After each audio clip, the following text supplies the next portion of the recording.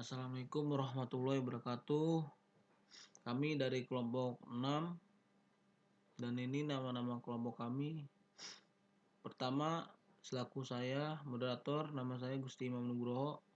Nomor 2, Dea Fitriani. Nomor 3, Rani Yulia Putri. 4, Ribda Fifah. Nomor 5, Siti Nur Laila.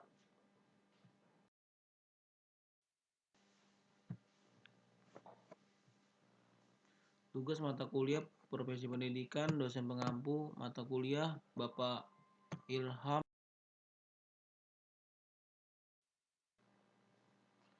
Menjelaskan tentang Merdeka Belajar. Apa itu Merdeka Belajar? Merdeka Belajar merupakan sebuah gagasan yang membebaskan para guru dan siswa dalam menentukan sistem pembelajaran yang diharapkan. Merdeka Belajar dapat memberikan perubahan ke arah yang lebih baik serta memberikan manfaat pada lingkungan.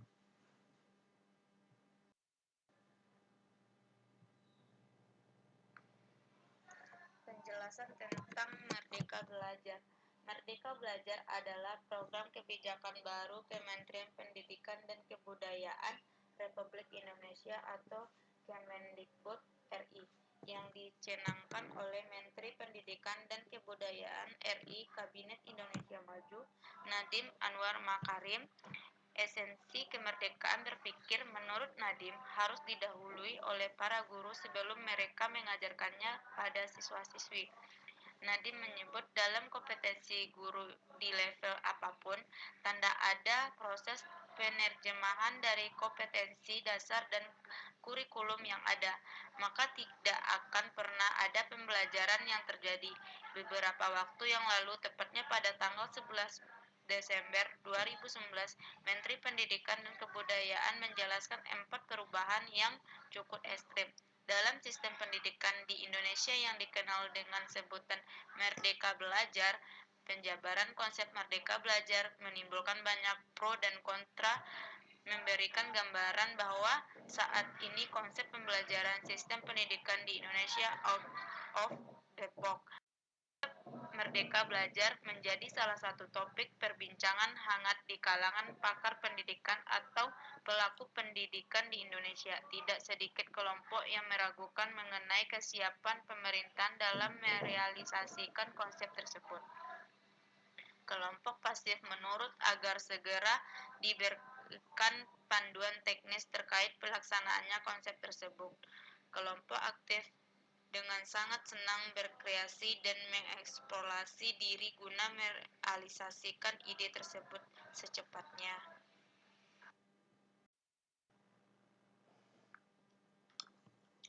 Konsep Merdeka Belajar yang disusun oleh Kemendikbud saat ini memiliki 4 komponen utama, yaitu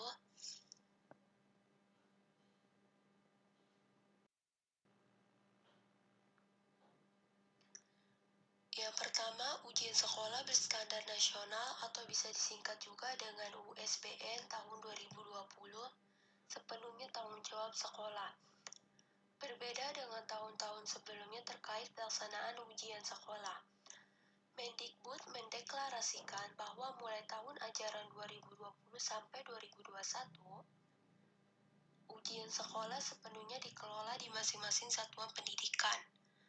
Hal ini belum terjadi sebelumnya yang mana ujian sekolah yang diselenggarakan oleh satuan pendidikan memiliki panduan lengkap yang ditetapkan dari BSNP, yang diturunkan ke tingkat provinsi lalu ke kelompok kerja gugu KKG atau musyawarah guru mata pelajaran MGMP baru ke guru sekolah. USBN ini dirancangkan oleh Mendikbud memberikan kebebasan kepada pihak sekolah dalam mengelola ujian tersebut, bahkan bentuk ujian yang dilaksanakan juga dibebaskan kepada masing-masing guru. Artinya, guru bisa memberikan ujian dalam model apapun, mulai dari ujian tertulis, portofolio, karya tulis, dan sebagainya. Hal menurunkan andil Dinas Pendidikan Daerah dan KKG atau MGMP dalam penentuan soal ujian. Peran Dinas Pendidikan lebih disiapkan kepada pengembangan kapasitas guru dan sekolah. 2020 ujian nasional atau UN terakhir.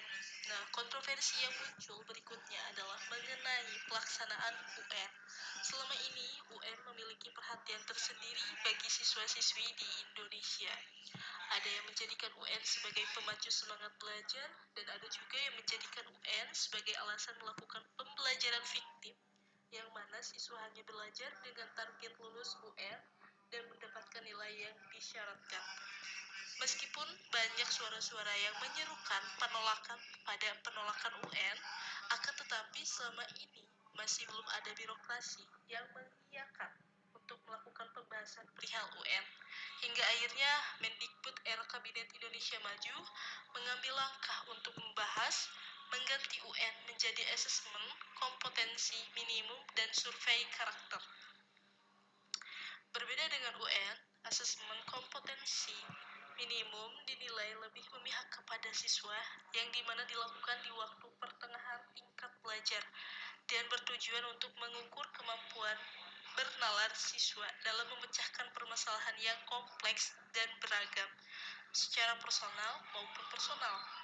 Kembali, hal ini menjadi pro kontra dengan bentuk yang masih membingungkan, dan belum ada kejelasan bagaimana bentuk implementasi lapangannya.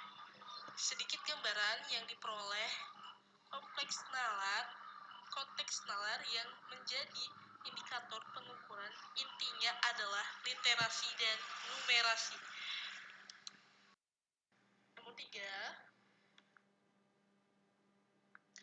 Nomor tiga yaitu penyederhanaan rencana pelaksanaan pembelajaran atau disingkat dengan RPP.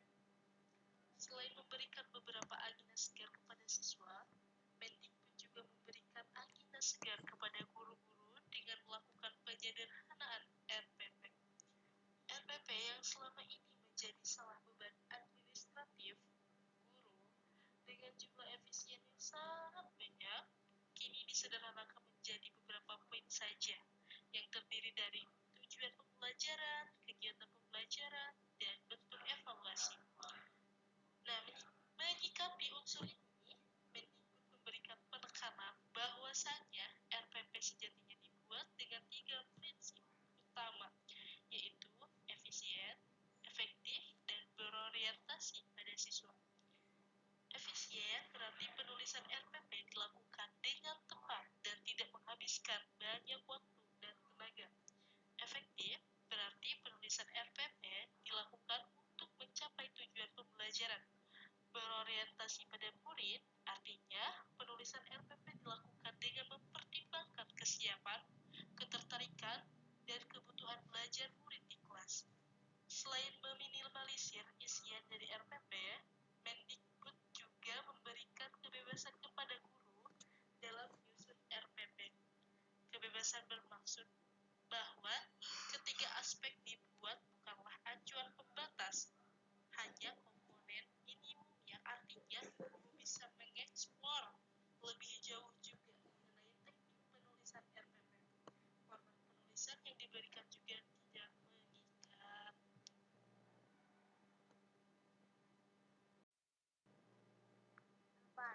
Kebijakan zonasi tahun ajaran 2020-2021.